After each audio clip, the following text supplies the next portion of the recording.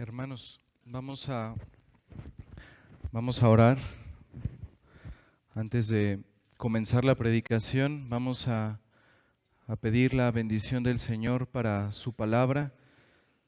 Vamos a pedir gracia, hermanos, para que el Señor sea exaltado en la predicación y que la iglesia sea grandemente bendecida con su palabra. Oremos, hermanos. Padre,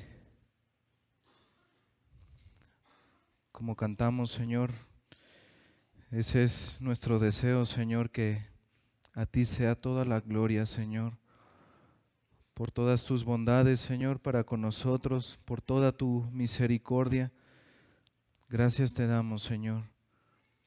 Gracias por toda bondad, Señor, que das a tu pueblo, Señor, cuando éramos un pueblo rebelde, Señor, que no te buscábamos, que no merecíamos nada bueno de ti, Señor.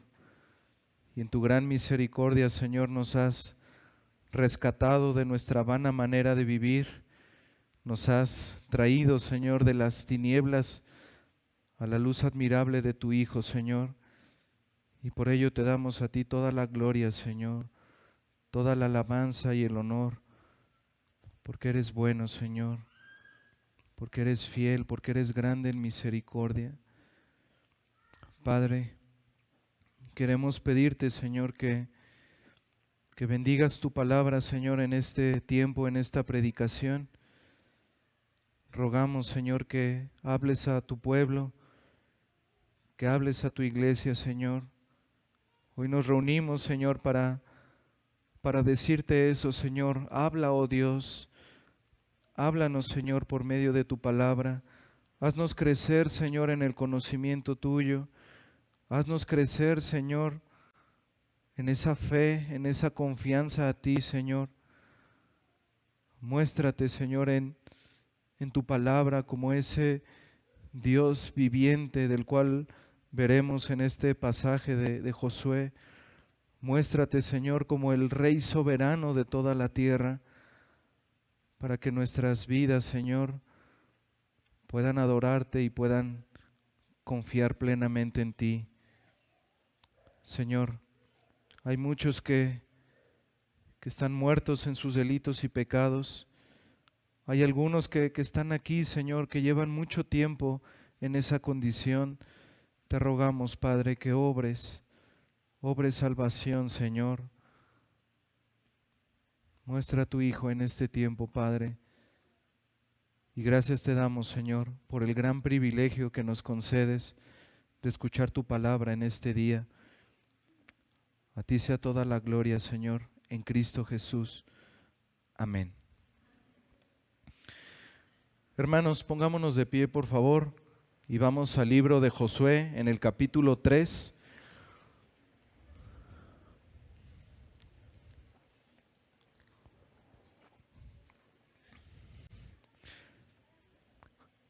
Josué capítulo 3, leamos del versículo 7 al versículo 11.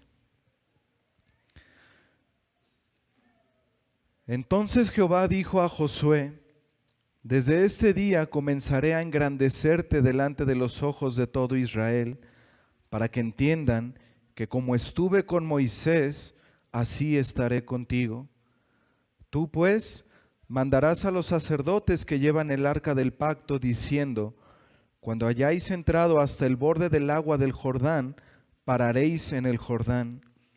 Y Josué dijo a los hijos de Israel: acercaos y escuchad las palabras de Jehová vuestro Dios. Y añadió Josué: en esto conoceréis que el Dios viviente está en medio de vosotros, y que Él echará de delante de vosotros al cananeo, al eteo, al heveo, al fereceo, al gergeseo, al amorreo y al jebuseo.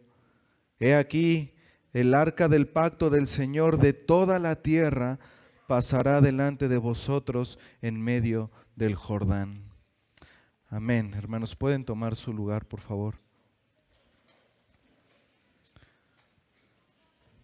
Hermanos, la última ocasión vimos en los versículos del 1 al 6 cómo el pueblo junto con Josué salen de Sittim, el lugar donde estaban acampando, y llegan a las orillas del Jordán.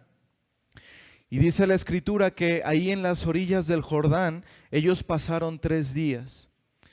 Después de estos 3 días, los oficiales fueron al pueblo y les dijeron que cuando ellos vieran que el arca del pacto iba a ser levantada por los sacerdotes levitas, les dijeron: esa será la señal para que ustedes también se levanten, sigan el arca y crucen el Jordán. Hermanos, el arca era fundamental para el cruce del Jordán. Así como aquella nube, ¿recuerdan en los tiempos de Moisés? Aquella nube durante el día, aquella columna de fuego durante la noche, fue importante para que el pueblo de Israel pudiera ser dirigido por Dios. De la misma manera, hermanos, era necesario que el arca fuera la guía del pueblo, la guía de Israel. Y el objetivo, hermanos, de esperar esos 3 días antes de cruzar el Jordán, decíamos que era para que el pueblo pudiera reconocer que quien iba delante de ellos era el Señor. El arca representaba la presencia especial de Dios en medio de su pueblo. El pueblo, hermanos, al esperar ahí a las orillas del Jordán, ese momento tan esperado, de tanta expectativa, de saber que Dios iba a obrar milagrosamente para que ellos pudieran poseer la tierra prometida, ahí el Señor les manda a que mediten. El Señor les manda a que pongan su mirada en el arca, que pongan su mirada no en ellos mismos, no en sus capacidades, no en sus estrategias, que pudieran poner su mirada en aquel Dios todopoderoso que iba delante de ellos y que también estaba en medio de ellos. El pueblo debía seguir esa arca para que, como dijeron los oficiales al pueblo, el pueblo supiera cuál era el camino, cuál era la guía que ellos debían de seguir, porque ellos nunca habían estado ahí. Y decíamos, hermanos, que de la misma manera, el Señor en su hermosa providencia nos muestra el camino que nosotros debemos de seguir. El Señor no nos deja en nuestra expectativa de pensar: ¿y qué va a pasar conmigo? ¿Cuál es su voluntad para conmigo, para con mi vida? El Señor en su divina providencia siempre nos guía, hermanos, siempre nos lleva, siempre nos dirige al lugar donde el Señor seguirá cumpliendo sus propósitos santos, sus propósitos redentores y misericordiosos para nuestras vidas. Recuerdan, hermanos, que en el seguimiento del arca había una instrucción. El pueblo debía permanecer a una distancia del arca, aproximadamente unos 900 metros. Y esto, hermanos, decíamos que era con 2 propósitos. Uno, esa distancia de 900 metros era una distancia suficiente para que el pueblo no despegara su mirada del arca, para que pudieran seguirla. Pero también, hermanos, decíamos que esa distancia era lo suficientemente lejana para que el pueblo pudiera tener un temor reverente ante la santidad de Dios. Así como el Señor le había dicho a Moisés que quitara el calzado de sus pies, que no se acercara a la zarza, así como lo vamos a ver más adelante en Josué capítulo 5, donde se le aparece el ángel a Josué y también le pide exactamente lo mismo. Eso es lo que vemos ahí en este relato, hermanos. El pueblo debía mantener esa distancia, reconociendo la santidad de Dios, teniendo un temor santo y reverente ante la gloria de Dios. Pero además de esto, hermanos, el pueblo de Israel debía santificarse. No podían cruzar el Jordán sin antes santificarse. Y vemos ahí en Josué 3, versículo 5, Y Josué dijo al pueblo: santificaos, porque Jehová hará mañana maravillas entre vosotros. Esta santificación, hermanos, en aquel tiempo como lo es ahora, consiste en dos cosas: en apartarse del pecado y el consagrarse al Señor, el consagrarse ante el Dios tres veces santo. Y decíamos, hermanos, este principio: la santidad es indispensable para disfrutar de la comunión y de las bendiciones de Dios. No podemos tener comunión con Dios sin santidad. No podemos disfrutar de sus bendiciones si no estamos viviendo en santidad, si no estamos siendo consagrados a Él.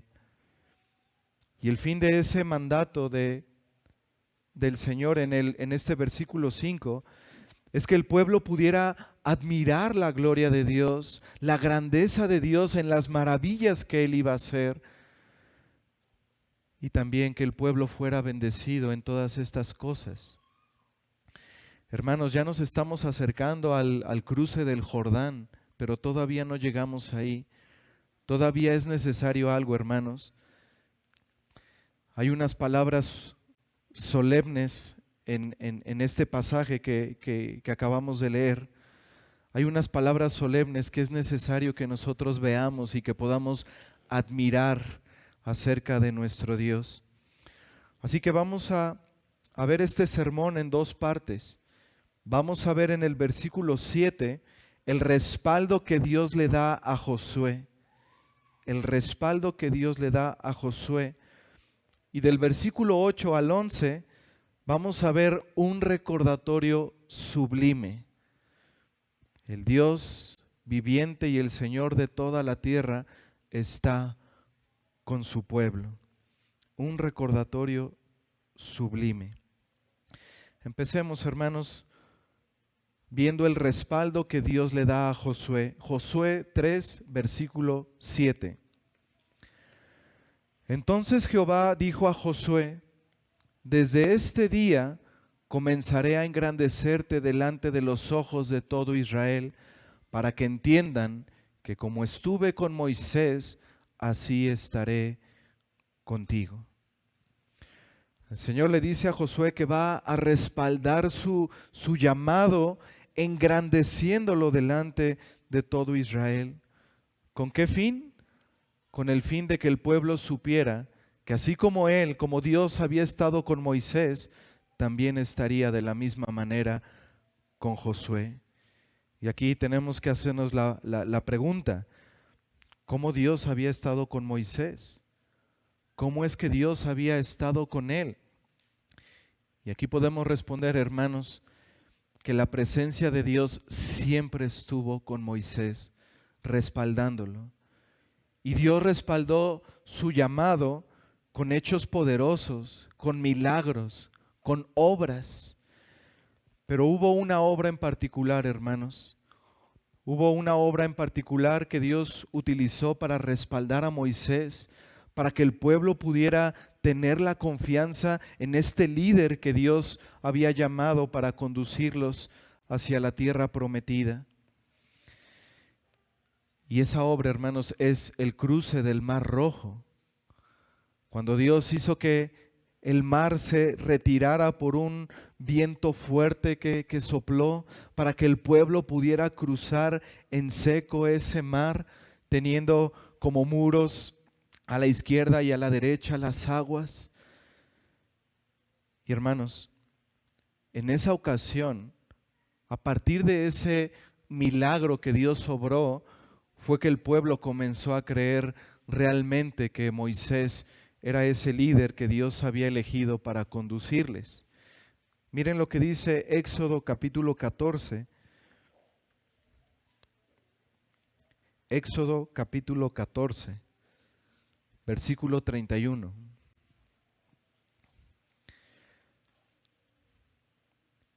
Éxodo 14, versículo 31. Y vio Israel aquel grande hecho que Jehová ejecutó contra los egipcios, y el pueblo temió a Jehová y creyeron a Jehová y a Moisés, su siervo. Fue a partir, hermanos, de que el Señor abrió el mar rojo, que el pueblo pudo respaldar el llamado de Moisés. Y empezaron a creer en él, comenzaron a creer en Jehová y en su siervo. Y hermanos, volviendo ahora a Josué, un milagro semejante iba a ocurrir. Ese milagro iba a ser el primer elemento que Dios iba a utilizar para que el pueblo pudiera confiar en Josué, para que el pueblo pudiera descansar en Dios y en que Dios iba a estar con Josué de la misma manera en que había estado con Moisés. El pueblo entonces, hermanos, podría tener confianza no meramente en Josué, sino en Dios que estaba con Josué. Como dice el hermano Paul Washer, no hay grandes hombres de Dios, solo hay hombres pobres, débiles y pecadores, pero que tienen un Dios grande y misericordioso. Pero regresemos, hermanos, por favor, a Josué capítulo 3, en el versículo 7. Vean cómo el Señor le dice a Josué: desde este día comenzaré a engrandecerte delante de los ojos de todo Israel. Y aquí esta frase, hermanos, comenzaré a engrandecerte, esto nos deja ver que el Señor iba a continuar realizando hechos poderosos después de que el pueblo cruzara el Jordán. Ahora el Señor se iba a manifestar en su gloria, iba a manifestar su poder, su gracia para con su pueblo, ahora combatiendo a los enemigos de esas naciones paganas. Iba a mostrar su poder y su ayuda a su pueblo ahora en la posesión de esa tierra prometida. Pero este era el comienzo, el cruce del Jordán. Y algo importante, hermanos, que debemos de recordar es que Josué era un tipo de Cristo. Josué era una figura, Josué anticipaba al Señor Jesucristo. Y de la misma manera, hermanos, en que Josué fue exaltado al principio de su comisión, al principio de su ministerio, el Señor Jesucristo fue exaltado al principio de su ministerio en aquel día donde fue bautizado por Juan el Bautista. Ahora, hermanos, algo interesante es esto. ¿Dónde fue el bautizo de Cristo? En el Jordán. Juan el Bautista practicaba su bautismo en un lugar llamado Betábara. ¿Y saben qué significa esta palabra Betábara? Significa la casa del paso. Y fue ahí, hermanos, en ese lugar, en un lugar en el Jordán, donde Dios iba a respaldar a Josué, obrando milagrosamente. Fue ahí, hermanos, donde Dios proclamó la grandeza de su Hijo en el día de su bautismo, cuando hubo una voz en los cielos que decía: este es mi Hijo amado, en quien tengo complacencia. Y así como dice el Señor de Josué, que era el comienzo, pero que Él iba a seguir mostrando su poder, su gloria en la vida de Josué, en lo que seguía, en la conquista de las naciones enemigas, en el establecimiento en la Canaán. De la misma manera, hermanos, Cristo fue exaltado por el poder del Espíritu durante todo su ministerio hasta llegar a esa cruz donde Cristo venció a todos sus enemigos y los nuestros. ¿Con qué fin? Llevarnos a la Canaán celestial, garantizar nuestra entrada a la gloria celestial, hermanos. Pero ahora veamos, a partir del versículo 8, ese recordatorio sublime que tenemos aquí en la palabra. Dios es el Dios viviente y el Señor de toda la tierra que está con su pueblo. Josué 3, versículo 8. Tú pues mandarás a los sacerdotes que llevan el arca del pacto diciendo: cuando hayáis entrado hasta el borde del agua del Jordán, pararéis en el Jordán. Hermanos, ¿por qué Dios mandó a los sacerdotes que llevaban el arca del pacto a pararse nuevamente ahora a las orillas del Jordán? Bueno, hermanos, en primer lugar, porque el Señor quería recordarle a su pueblo nuevamente que Él estaba en medio de ellos y que Él iba a ir delante de ellos para vencer a sus enemigos. Pero también, como vamos a ver, si Dios permite, en la siguiente predicación, había unas instrucciones que el Señor debía darles antes de que ellos cruzaran el Jordán. Ahí el Señor les dice por medio de Josué que debían tomar 12 hombres, uno de cada tribu, y les da instrucciones de cómo cruzar el Jordán, pero eso lo veremos más adelante. Ahora nos vamos a enfocar, hermanos, en este recordatorio sublime que no solamente fue para el pueblo de Israel en aquel entonces. Este recordatorio sublime, hermanos, es para la iglesia de Cristo de todos los tiempos, es para nosotros, hermanos. Josué 3, versículo 9. Y Josué dijo a los hijos de Israel: acercaos y escuchad las palabras de Jehová vuestro Dios. Josué aquí, hermanos, se limita a transferir fielmente al pueblo la palabra de Dios. Les hace un mandato: acérquense, pero también les hace una exhortación: presten atención a las palabras de Dios. Y eso es a lo que estamos llamados los ministros del Señor, los pastores, a convocar al pueblo, a llamarles: acérquense, escuchen con atención la palabra de Dios. Y luego dice Josué en el versículo 10, y añadió Josué: en esto conoceréis que el Dios viviente está en medio de vosotros, y que Él echará de delante de vosotros al cananeo, al eteo, al heveo, al fereceo, al gergeseo, al amorreo y al jebuseo. Hermanos, Dios iba a entrar delante del pueblo, Dios iba a entrar a Canaán de una manera particular. Él iba a entrar como juez. Así como lo vimos en la meditación, estas naciones eran idólatras, estas naciones eran paganas, estas naciones cometían actos pecaminosos atroces, y Dios iba a entrar ahí como juez para ejecutar la sentencia dictada por su justicia. Y vamos a ver, hermanos, que la eliminación, la aniquilación de esos pueblos obedecía a 3 razones divinas. La primera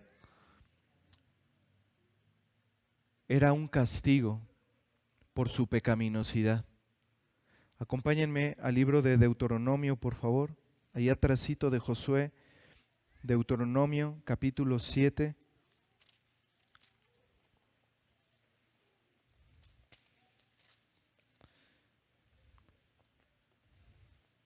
Deuteronomio capítulo 7, versículos 1 y 2.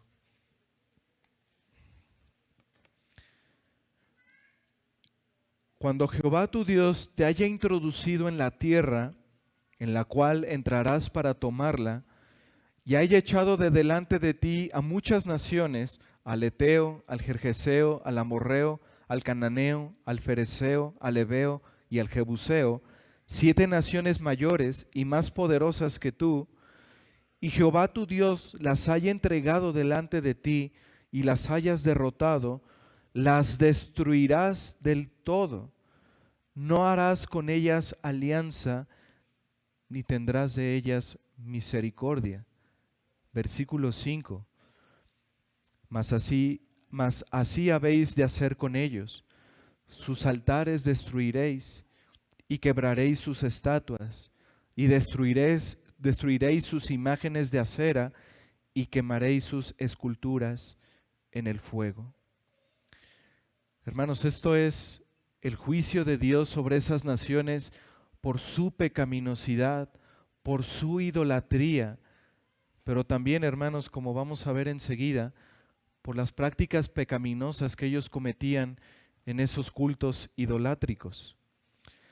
Esos cultos idolátricos y el pecado violento que generaban las creencias de estas naciones eran razones para el juicio de Dios. Permíteme citarte lo que dice un historiador y comentarista al respecto. Cito: las estatuas estaban relacionadas con el culto a Baal y a Acera, la diosa madre que había generado 70 dioses paganos. Era tenida como esposa de Baal, y en sus templos se practicaba la prostitución sagrada. Junto con la diosa, aquellos pueblos adoraban distintas expresiones de Baal. El culto a los Baales fue un continuo desafío al culto a Jehová en los antiguos tiempos. Los sacerdotes de aquellos dioses los describían como dioses de la vida, de la fertilidad y de las aguas, afirmando que Baal era invencible como soberano entre los dioses.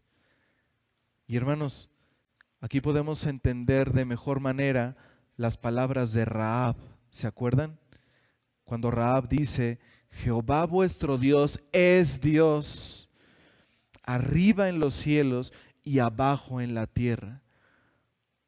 El culto, hermanos, entre los cananeos principalmente era a Baal, y decían que Baal era el Dios soberano sobre todos los dioses. Así que cuando Rahab le dice a los espías: Jehová es Dios, estaba reconociendo que solo hay un solo Dios vivo y verdadero, que solo hay un Señor soberano arriba en los cielos y abajo en la tierra. Pero continúo leyendo las palabras de este comentarista. Los cultos idolátricos estaban rodeados en muchas ocasiones de crímenes espantosos al ofrecer en sacrificio el hijo primogénito de la familia. Así que esa es la primera razón divina del juicio de Dios. Esto era como un castigo por esas prácticas idolátricas, por esos pecados atroces que cometían estas naciones. La segunda causa, hermanos, era para guardar al pueblo de Dios de la idolatría de esas naciones. Y por eso el Señor les manda a que terminen con todo, con todas las esculturas, con todas las imágenes, con todo eso, para ser guardados de la idolatría de esas naciones. Pero hermanos, la tercera y principal razón de terminar con estas naciones era para que el pueblo pudiera conocer que el Dios único, vivo y verdadero estaba en medio de ellos. Josué 3, versículo 10: y añadió Josué: en esto conoceréis que el Dios viviente está en medio de vosotros. Esta era la razón principal, hermanos, que el pueblo pudiera admirarse de la gloria de Dios, que el pueblo pudiera admirarse de la santidad y del poder de Dios en medio de ellos, que pudieran ver al Dios soberano que cumple sus decretos eternos. Había algo que iba a llegar más adelante, la llegada del Mesías, la llegada de Cristo, pero para eso era necesario preparar todas las cosas para su venida. Y como hace rato decía nuestro hermano Frank, para eso era necesario que el pueblo entrara a Canaán y poseyeran la tierra, para que fuera el lugar donde el Señor Jesucristo vendría a librarnos de nuestros pecados. Esa expresión del versículo 10, el Dios viviente, Confirma al pueblo que Dios estaba en medio de ellos, no como los dioses falsos y paganos de esas naciones, como dice el Salmo 115, que son obra de manos de hombres, tienen boca, mas no hablan, tienen ojos, mas no ven, orejas, mas no oyen, narices, mas no huelen, manos, mas no palpan, pies, mas no andan. Pero dice Josué aquí, en esto conoceréis que el Dios viviente está en medio de vosotros. Y a lo largo del Antiguo Testamento, hermanos, vemos cómo Dios va delante de su pueblo, cómo Dios va venciendo a sus enemigos para cumplir la llegada de Cristo y con Él esa hermosa esperanza, hermanos, de llegar a ese reposo eterno en aquel día, en esa ciudad celestial. Así como el objetivo primario del juicio de Dios era que el pueblo pudiera conocer que el Señor estaba en medio de ellos poderosamente a través de sus obras, a través de su gloria. Hermanos, así también nosotros debemos crecer en el conocimiento de nuestro Dios, crecer en conocer sus maravillas, en conocer sus atributos, en conocer su poder, su gloria, su gracia. Y que podamos ver, hermanos, que este Dios, que por gracia podemos llamar Padre, que Él está en medio de nosotros.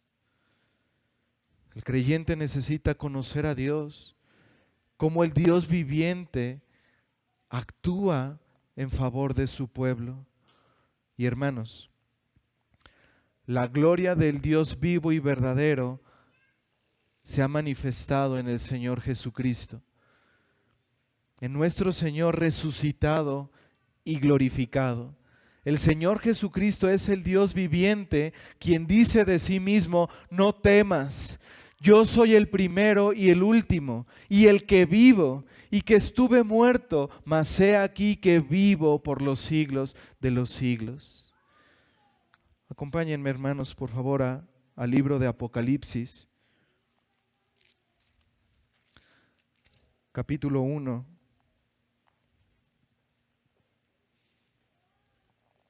Vamos a leer del versículo 12 al versículo 18. Apocalipsis capítulo 1, versículos del 12 al 18. Dice aquí el apóstol Juan: y me volví para ver la voz que hablaba conmigo, y vuelto, vi 7 candeleros de oro, y en medio de los 7 candeleros, hermanos, permítanme hacer esta pausa.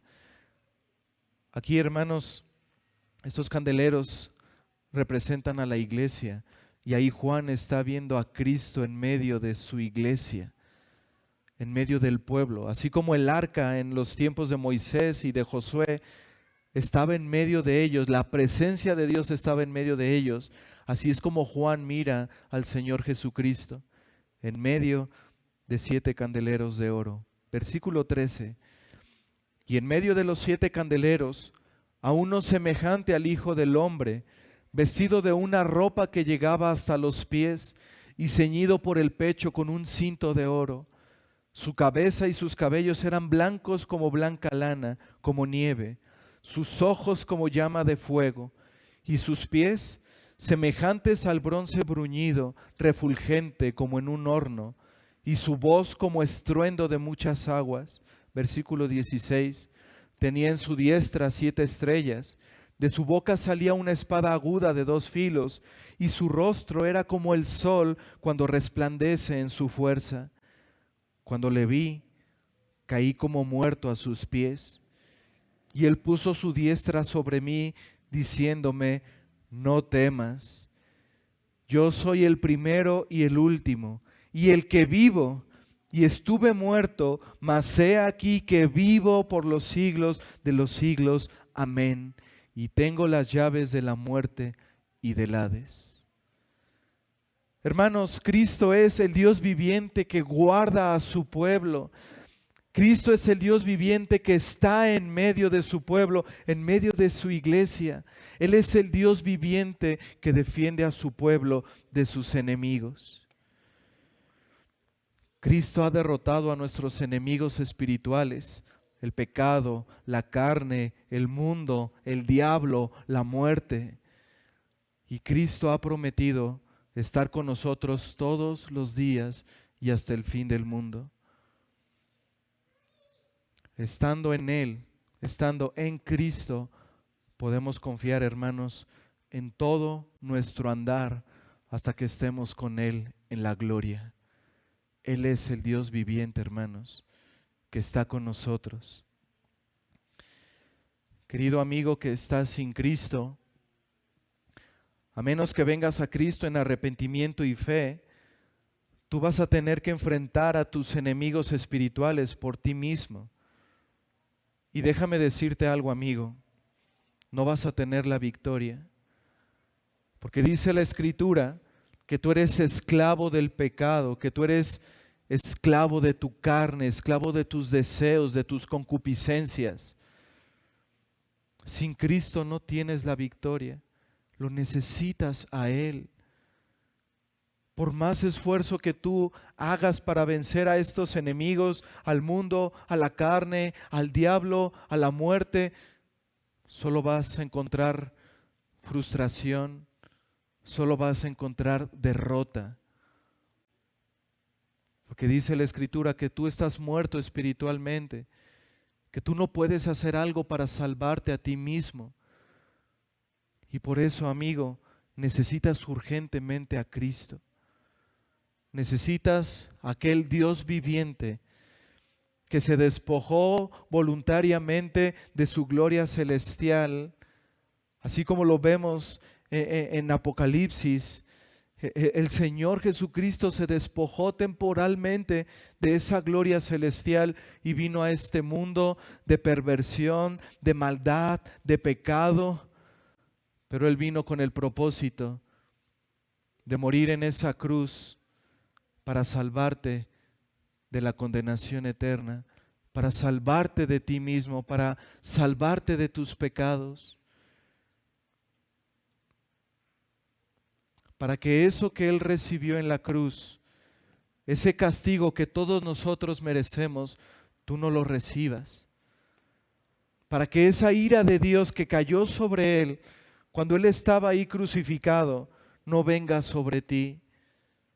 Para que ese desamparo, como también lo veíamos en la meditación, para que ese desamparo del Padre que Cristo sufrió a causa de llevar sobre sí mismo nuestros pecados, tú no lo tengas que vivir nunca. Él vino a este mundo para reconciliarnos con Dios. Dios envió a su Hijo al mundo, dice la Escritura, para que todo aquel que en Él cree no se pierda, mas tenga vida eterna. Pero necesitas, amigo, creer en Él, confiar toda tu vida y tu salvación en aquel que obró de una manera poderosa, una obra inigualable de perfecta obediencia al Padre, una obra en su muerte, en su resurrección, para que hoy, amigo, hoy tengas la esperanza de que si vienes a Cristo humillado en arrepentimiento de tus pecados y en fe, hoy, amigo, sea el día de tu salvación. Hoy puedas conocer verdaderamente a Dios y heredar la vida eterna. Regresemos, por favor, hermanos, a Josué capítulo 3, versículo 11. He aquí el arca del pacto del Señor de toda la tierra pasará delante de vosotros en medio del Jordán. Cristo no solo es el Dios viviente, también es el Dios soberano, el Señor de toda la tierra. Dicen Colosenses 1:16 y 17, porque en Él fueron creadas todas las cosas, las que hay en los cielos y las que hay en la tierra, visibles e invisibles, sean tronos, sean dominios, sean principados, sean potestades, todo fue creado por medio de Él y para Él. Y Él es antes de todas las cosas y todas las cosas en Él subsisten. Cristo es el Dios viviente, pero también, hermanos, es el Señor de toda la tierra. Todo le pertenece a Él, porque todo fue creado en Él y para Él, y todas las cosas en Él subsisten. Hermanos, estando en Cristo, ¿podemos necesitar algo más? ¿No acaso estamos completos en Él? ¿No acaso podemos depositar toda nuestra confianza en Él, sea cual sea nuestra circunstancia, sea cual sea nuestra situación? Él es el Dios poderoso, hermanos. Él es el Dios soberano. No hay que temer. Estamos en Él por gracia. Jesucristo, hermanos, es también la nueva y la mejor arca del pacto. Dios en carne habitó entre nosotros. El arca del pacto es emblemática de Cristo, representa a Dios en medio de su pueblo, Emmanuel. Así como el pueblo, hermanos, decíamos, debía mantener su mirada en el arca, que representaba la presencia de Dios, así, hermanos, así la iglesia del nuevo pacto debe mantener su mirada puesta en Jesús.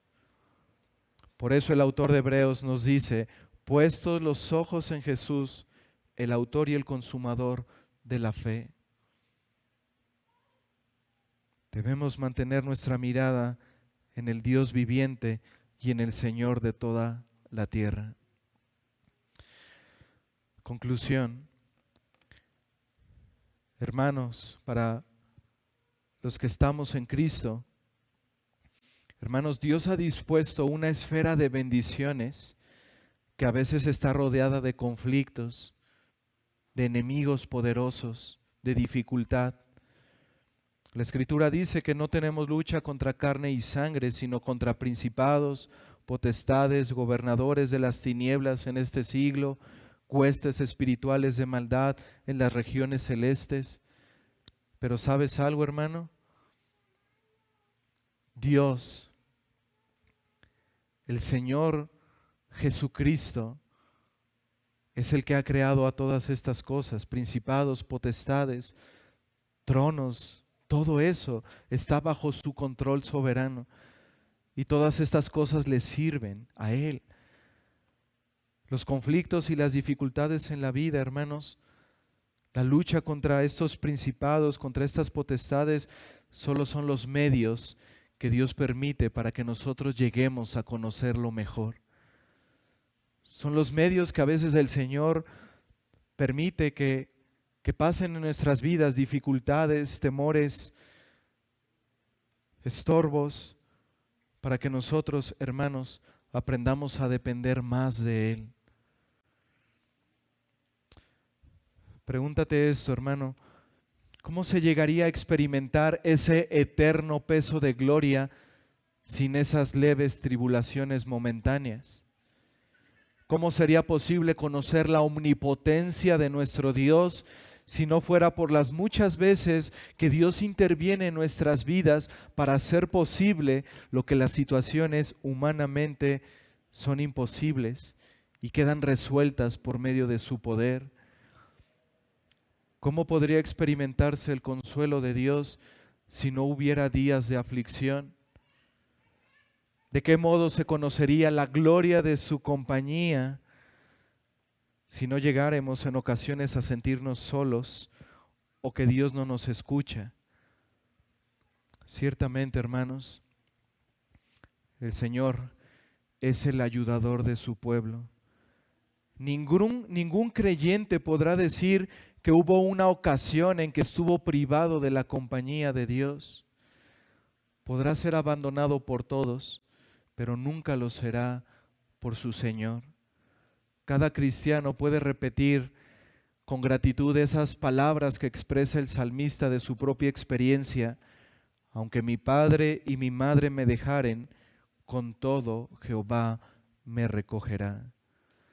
Hermanos, confiemos siempre en nuestro Dios.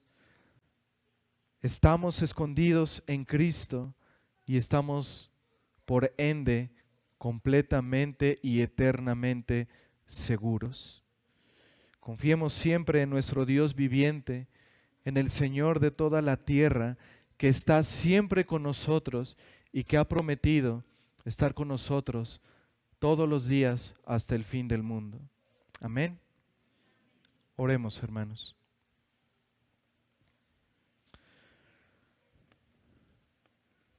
Señor, Dios viviente y Señor de toda la tierra, gracias te damos por tu palabra. Gracias, Señor, por recordarnos en ella, Señor, que tú estás en medio de nosotros, que tú vas, Señor, delante de nosotros en este andar de la vida en Cristo. Gracias te damos, Señor, porque tu palabra nos infunde aliento, porque tú eres ese buen pastor que, aunque andemos en valle de sombra de muerte, no podemos temer al saber que tú estás con nosotros, Señor, que tu vara y tu cayado nos acompañan. Gracias te damos, Padre. Gracias te damos porque nos has concedido en tu gracia, en tu misericordia, el poder conocerte, el poder, Señor, ser llamados hijos tuyos, el poder, Señor, relacionarnos contigo, Señor, como Padre. Oh Señor, los cielos de los cielos no te pueden contener. Y nosotros, Señor, nos concedes el poder acercarnos en oración a ti, el poder tener comunión diariamente contigo, Señor, en la adoración, en la intimidad. Nos has concedido, Señor, el poderte seguirte conociendo por medio de tu palabra, Señor. Cuánta bendición, Señor, para tu pueblo. Cuánta bendición para con hombres y mujeres que solo merecíamos el infierno y la condenación. Gracias, Señor, por tu misericordia en Cristo. Gracias, Señor, por habernos rescatado de nuestra vana manera de vivir. Pero, Padre, ahora te rogamos que nos ayudes a vivir como es digno de ti, Señor. A vivir a la luz de que hemos muerto y resucitado con Cristo. Ayúdanos a vivir en santidad, en toda piedad, Señor, en toda honestidad delante de ti. Ayúdanos, Señor, a glorificarte en toda nuestra manera de vivir. Te pedimos estas cosas, Señor, y te damos gracias en Cristo Jesús. Amén. Amados hermanos,